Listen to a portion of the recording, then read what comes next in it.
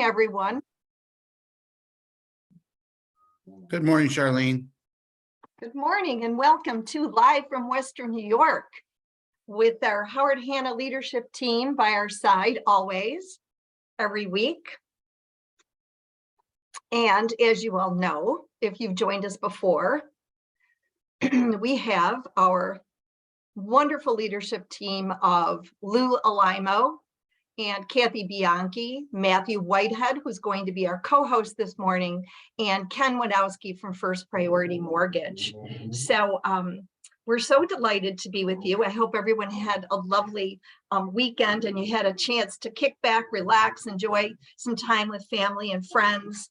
And we are ready to roll with a pretty extensive kickstart to a Monday, going into, a holiday month and going into, a Sunday, like Kathy just said, and Lisa just said, a Sunday without a game where we can do, an abundance of open houses. So it's a great time. And I'm very, very excited to introduce our new agents who joined us this week. It was a short week, given the holiday, but we have a couple of new agents, Rob from our Pittsford office and Christine from our Amherst office, along with all of the other new Howard Hanna realtors that joined us over the past 30 days. So welcome, Rob and Christine. Hope you're on this morning.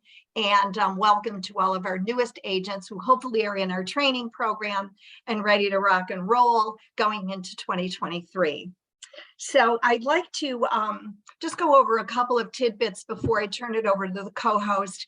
And for those of you who did not hear, after the NAR meeting 2 weeks ago, actually, in Orlando, the board of directors voted to replace the term handicap with disability. So as we move forward, this is going into effect January the 1st. So it's going to happen very, very quickly. So as we move forward, you're going to see, many, many changes within, some of the fair housing standards of practice, and you're going to see Article 10 in the Code of Ethics all change to the word disability. So just wanted to give you a heads up on that. We'll talk more about that as it gets closer to that date and how it will impact all of us out of the marketplace. I'd also like to just share with you a couple of other tidbits on the market. And it was interesting to receive, many of you are, I'm sure, are on the Inman feed, but it's always, I'm the ultimate optimist, but it was interesting to see that that new home sales climbed 7.5% between the months of September and October. And I just wanted to remind you that we're encouraging all of you to sit with your buyers, talk to them about the buying process and introduce the idea of new home construction, because there isn't any reason that you can't be involved in that process. And I'm sure that that would be a great topic for a sales meeting in your offices. Also, and I know Ken's going to talk about interest rates and the mortgage market, but it was interesting to see also, a spotlight from Inman that mortgage demand was up for the third week as rates have slowly declined.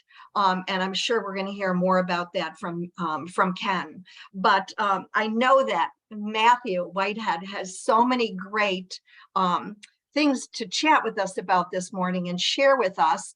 And I just wanted to take a minute before we jump into his presentation to learn a little bit more about Matthew, because he did a presentation for us at a manager's meeting a few weeks ago, and it was really enlightening.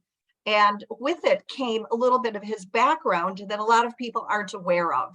So Matthew, if I could ask you a couple of questions, I'd love for you to share just your educational background. And, many people were surprised when you shared that you're a published author.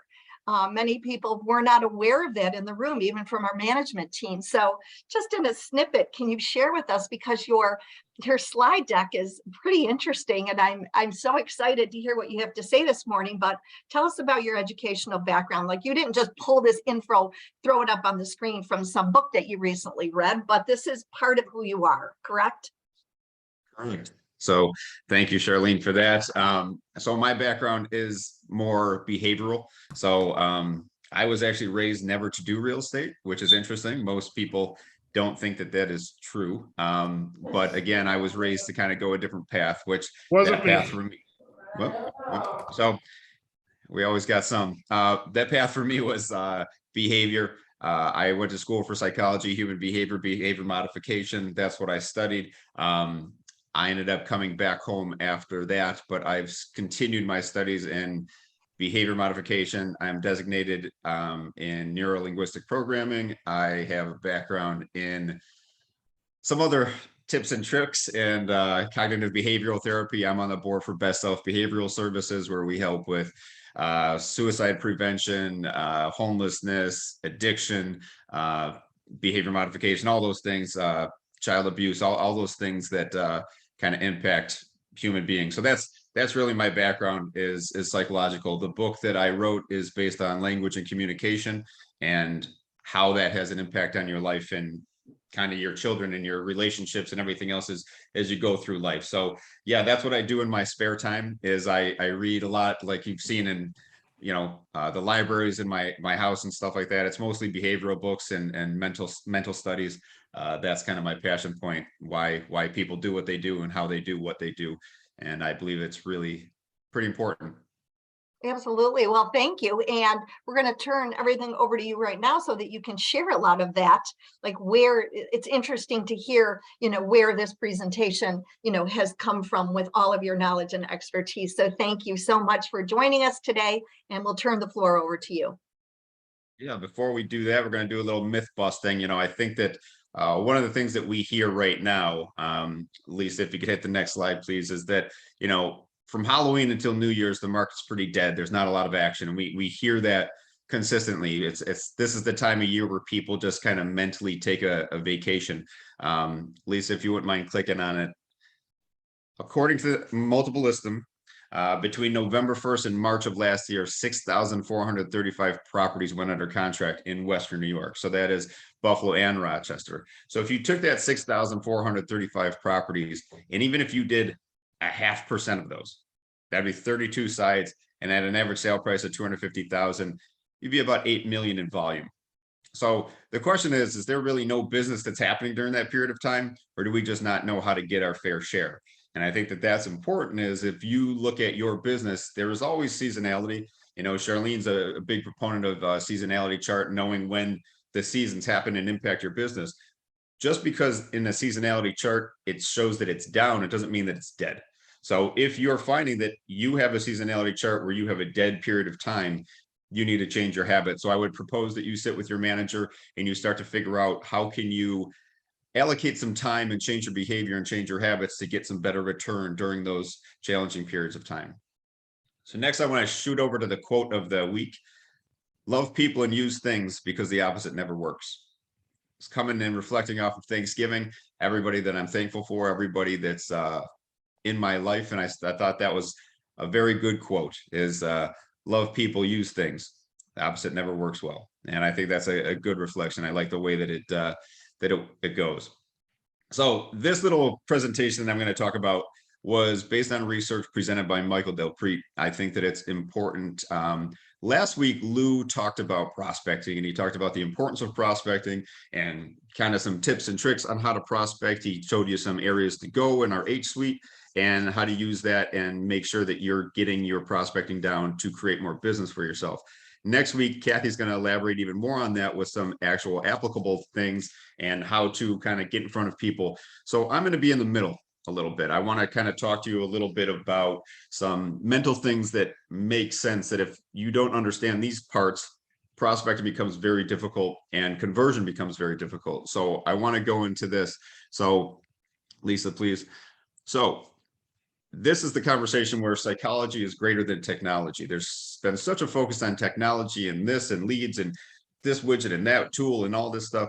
Psychology plays a lot bigger role because it's human beings. So that's really gotten to be the focus of where we're going to have this conversation. So Lisa, I'm going to talk about loss aversion. It's the psychological concept when the pain from a loss outweighs the pleasure from a gain. And human beings inherently, we are risk averse. We would spend more time preventing a loss than creating a gain. That's just human nature. It's been studied and researched. And what's interesting, it's even more so in big transactions. So when you talk about real estate, we're going to get into that. That is where loss aversion is a really big concept that you need to understand if you are going to be consultative in the process. Lisa. Okay, so again, if you look at this graph here, you're seeing that the cost of a mistake is low with high frequency, low value transactions. So when you have something that you do very often, a lot of times very high frequency, but it doesn't have much value, you don't care too much. It's really easy. You just kind of zip through it. It's not big, not a big loss. It's 10 bucks, it's 15 bucks. It's very low risk. So you're willing to do it more often. The cost of making a mistake is much greater with high value, low frequency transactions. So again, in these types of transactions, people are seeking out counselors. They are seeking out guiders. They're seeking out people that are going to help them make better decisions because the risk is a lot higher and the potential loss is very high. So real estate is typically the largest and least frequent transaction a consumer is ever going to face. Okay, Lisa? So because of loss aversion, to minimize the risk of making a mistake, that is why the consumer is reaching out to a real estate agent. What's interesting about that is that when you look at why they're reaching out to you, it's because they want to minimize loss. When you looked at the profile of home buyers and sellers, one of the biggest things that they wanted a real estate agent for was somebody that would negotiate on their behalf. And when you negotiate, you're negotiating to get kind of the best outcome possible. That's why they're leveraging us so that we can help them get the best outcome possible. So going back to this, when you're looking at these areas, it's really hard to disrupt our industry of being a real estate agent, guiding people to make good decisions because of loss aversion. When you're hearing about all these disruptors and all these models and all this stuff that's going to change the world, so I share that with you just to give you a little bit of peace of mind where people say, well, this is going to take real estate agents out of the marketplace. This is going to hurt what we do. It's a very hard industry to disrupt in the context of what we do and the value that we bring to people due to the psychology of loss aversion. So, Lisa. Okay, see right here on the screen, you're going to see this like loading screen, this little loading icon. The loading screen is meant to illustrate a concept called artificial waiting. So that's when an artificial delay is created to increase the perceived value of what's going to come next. So on the next slide here, where you're going to see is a little example of that. So like if you did your taxes with TurboTax, for example, right at the end, right when you click the submit button, they're going to say, we're double checking for every possible thing. And these things come up that say, we're saving you money here. We're going to do this. You're going to see these a lot when you're trying to do finances and things like that. You can go forward, Lisa. What research has found is that people generally prefer the delayed result and consider them more valuable over instantaneous ones. And especially when it comes to a large transaction or a high amount of money. So for example, if you were going to do your taxes and you just press the button and said, great, we're done. That's it. Some people would probably say, that seemed really fast. Are you sure? You know, do we want to double check that? Because there is so much at stake at that, you know, I am reporting that. I want to make sure I get a return. Did we cover everything? So there is some value in that little bit delay. And what's interesting, we live in such an instant gratification society that everything is like now, where sometimes it's okay if it marinates a little bit. So I think that that's good for your mental health as we're trying to be so responsive to people and get as fast as we can, that there is some value in saying, let me find the best answer for you. Let me get back to you. That's a great point. Let me do some due diligence and I'll respond to you. But doesn't mean don't be timely. Please don't misrepresent that. You have to respond. You have to respond in a timely fashion, but you can take time to make sure that you're doing it right. And I think that that's important for you. Sometimes we go too fast and we make mistakes because we're trying to be so quick that the outcome doesn't end really well for us. Lisa? So again, human psychology leads the way in terms of limiting adaptations to new technology. Many real estate tech disruptors are focusing on instantaneous transactions, like I just said. So buy, sell, finance a house with a click of a button. That's terrifying to me. So do they really want that instant gratification? Human psychology suggests that consumers prefer that good things take time. So an instantaneous home transaction may be a solution in search of a problem. I thought that was a great statement. it may be a solution in search of a problem. So we're believing that it has to be like this, constant, where there's nothing wrong with taking some time and making sure that you are professional, proficient, and efficient with your responses. And an expert advisor to guide consumers through the real estate process remains critical to that process. So I think that that's important, that you know that that's your job as a guide through this process is imperative to what people are looking for. And if you look at this again, this is just a graph showing you that more people are using real estate agents throughout the year. So as things are getting quote unquote easier and faster, and there's all these tools and widgets and all this stuff, people still matter. It is the people that are going to help people make good decisions that people need. So smart agents are embracing new disruptive models. So again, we at Howard Hanna, a traditional real estate company. However, if you look at what we have at the H Suite, everything that we have there is set to create disruption, to give you tools and resources to help people make better decisions. So you're kind of this middle piece here where you have all these tools and resources to be able to guide people better and help them through this so that they kind of get through that loss aversion and say, that was such a good value. I netted more. I'm so happy that I used that person because they helped me alleviate some of that loss or alleviate some of that risk. Next. So again, as real estate is becoming more complex, the role of an expert advisor has never been more important. And I think that that is really, really important, that our industry keeps getting more and more difficult. And that is great for you. That is great for all of us, because the more complex that it gets, the more valuable that we become. However, with that said, in order for you to be valuable, you have to keep being more and more competent. You have to keep learning, you have to keep growing, and you have to keep making sure that you're helping people make good decisions no matter what is happening. And if you look at the last 2 or 3 months, even, there's been a lot of fear and a lot of new normal, as some people said. And I think that it's our job to be the calm and to guide people to make good decisions. So agents are acting as unbiased expert advisors, helping consumers understand the myriad of new buying and selling options. Agents are the ultimate offer aggregating, presenting offers all over the place. The brokerages and agents that win will be those that educate and empower consumers to make the choice that's right for them. So again, that goes back to, as Lou was talking about, prospecting, going out and helping people, helping as many people as possible, getting in front of them. But it's not just getting in front of them, it's knowing what you're going to say. It's knowing how to help somebody that doesn't have the financing. It's knowing how to help somebody that has a low credit score, knowing how to help somebody that wants to be building new construction, as Charlene just mentioned. So you have to continue to grow and learn these things so that you can be able to prospect efficiently and effectively. Lisa? So again, real estate agents will remain an important part of the home buying and selling process. Home sellers still want someone to hold their hand.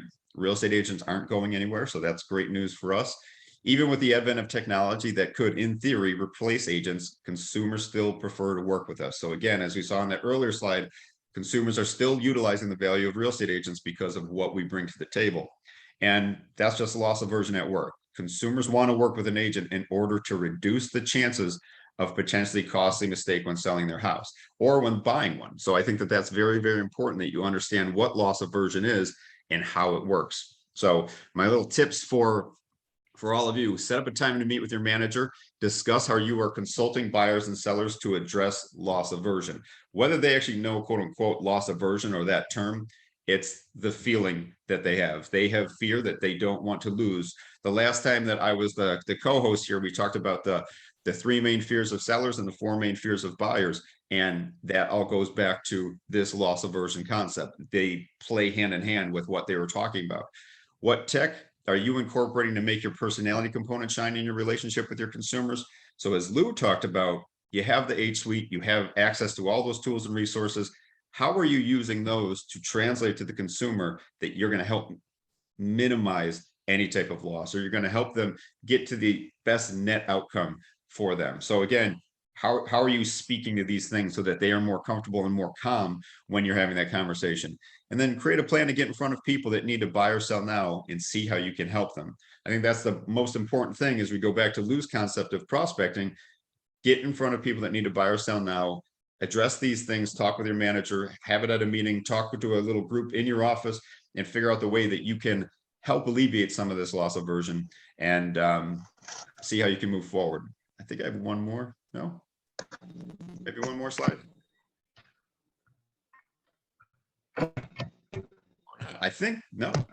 So I'm going to now turn it over to Mr. Ken Winowski from First Priority to talk a little bit about a myth that he has, and then some other insights into our market.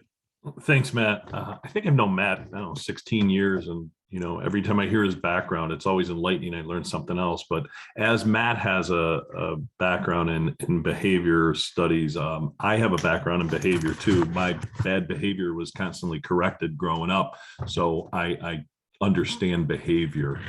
That's my weak attempt at a joke.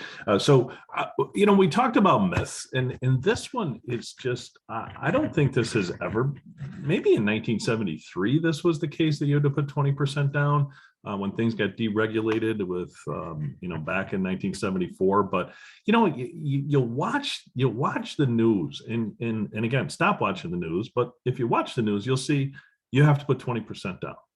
And I think some of the reporters say, well, you're better if you put 20% down. We have broken this myth for so many years. And then the other myth of you have to have a 780 credit score to get a mortgage, which is not true. So if you look at the next slide, and please, all of our mortgage consultants can walk you through. We have 5 products with 5% or less down. We close VA loans every day, all day, and no money down. USDA, Sunny Mae. You look at the low down payments. Now, what Matt was sharing too was, I think a lot of the messaging that we're just trying to share is, if we are the most positive people with sharing how to purchase a home and how to be enthusiastic, our customers are going to attract to us. They're going to say, you have to use Howard Hanna. The people they were telling us all about, where the market really is and sharing expectations. And I think back at the beginning of the year, and I try to watch consumers, and we just started using a rating system, experience.com. The biggest things I see is communication and expectations. They rate us great when they say the communication was great. When we have a weaker review, it's the communication. They asked us for too many things. Well, that's a worldwide phenomenon. We ask you for the same thing all the time in the mortgage business. It's not First P, it's every company. But what happens is they don't tell us, well, we wanted it shiny and fast. Because they don't. They want the consultation. They want us to be the trusted advisor. So please reach out to your mortgage consultants. Discuss the 5 products that we have with 5% or less down, but they have to be tailor-made for your situation. We talk about delivering the home loan experience and all the steps that we go through to share with you, how to create what's best for you. I'm sorry, this business is not going to be where you press a button and, oh, that was great. And I love what Matt said, because I do watch that stuff. I'm like, oh, they're thinking for me. I tell my wife, honey, they're not sure yet. This is awesome. No, it's just a thing spinning. But when we have that one-on-one conversation, it is so important.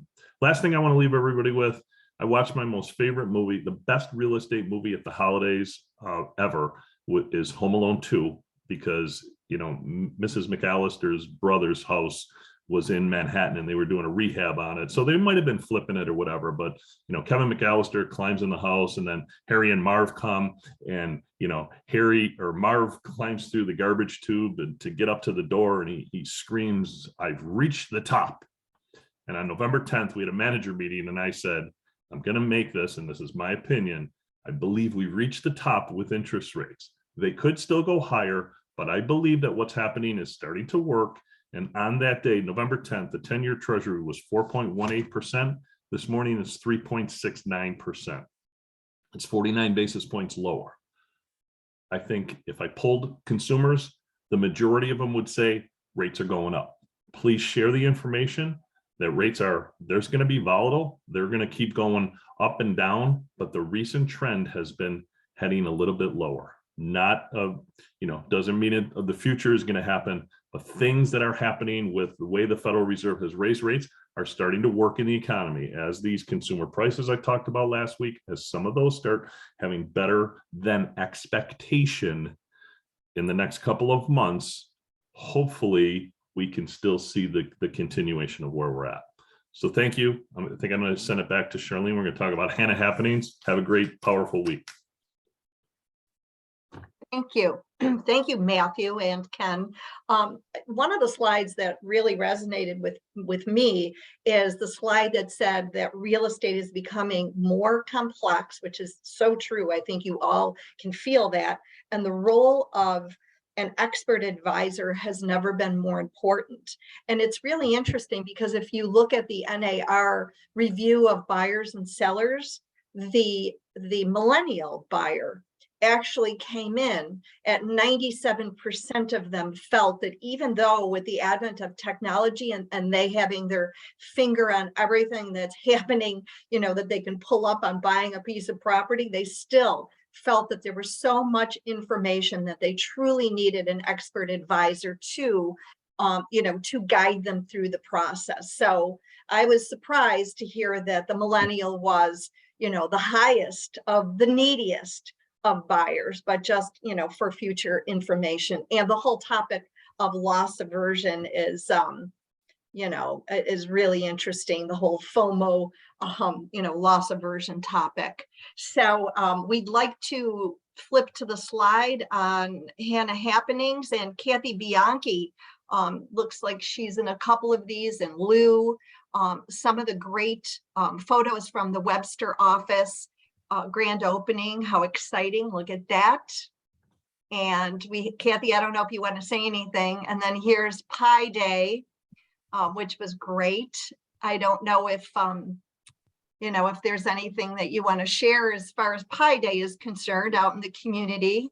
Well, that's kind of like a teaser for next week. It was about giving back to our consumers, our customers.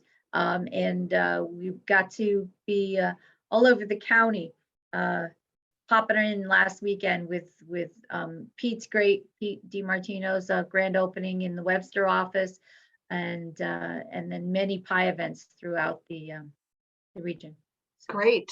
And then for the Buffalo group, we received a fabulous little video from Oshai Children's Hospital that I sent out on Wednesday to the committee that worked on, you know, our fundraisers throughout the year. And it was an absolutely, you know, wonderful video from one of the champion children at Oshai. And if you haven't seen it, the Buffalo team, I would ask your managers to send it to you or share it at an upcoming meeting, because it truly, you know, made it all worth it. It's what we're out there doing day to day. And I know there's so many community events that our offices are involved in. And if you have one, please share it. And we're happy to showcase it and thank you for everything that you do. There's so many community events and so much of what we do beyond selling and working with buyers and sellers out in the marketplace. I believe that we have education next, so let's jump to that. We have some great education this coming week